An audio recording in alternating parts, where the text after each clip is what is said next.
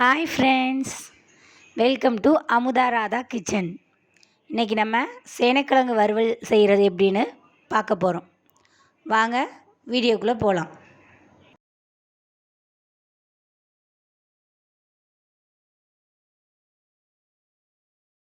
ஒரு பாத்திரத்தில் மஞ்சத்தூள், புளி, உப்பு, சேனைக்கிழங்கு போட்டு வேக வச்சு எடுத்துக்கோங்க. வேக வச்ச சேனைக்கிழங்குல மிளகாத்தூள், மஞ்சத்தூள், மல்லித்தூள் 1 ஸ்பூனு, 2 ஸ்பூன் சோள மாவு, 2 ஸ்பூன் அரிசி மாவு, உப்பு தேவைக்கேற்ப உப்பு கலந்துக்கிட்டு கொஞ்சம் தண்ணி ஊற்றி மிக்ஸ் பண்ணிக்கிட்டு எல்லா இடத்துலையும் நல்லா அந்த மசாலாலாம் சேர்கிற மாதிரி கலந்துட்டு நல்லா பிசைஞ்சிக்கணும். எல்லா இடத்துலையும் தண்ணி ரொம்ப சேர்த்துறாதீங்க.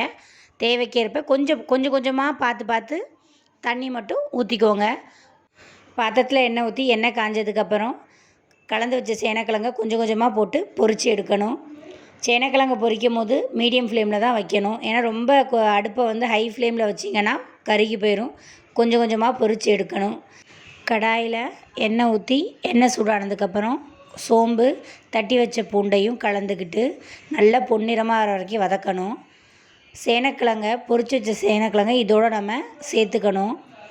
நல்லா மீடியம் ஃப்ளேமில் குறைச்சி வச்சு நல்லா கலந்து விட்டுக்கணும். ஒன்று அந்த பூண்டும் சோம்பும் நல்லா சேரும் போது நமக்கு டேஸ்ட்டு வேறு மாதிரி கிடைக்கும்.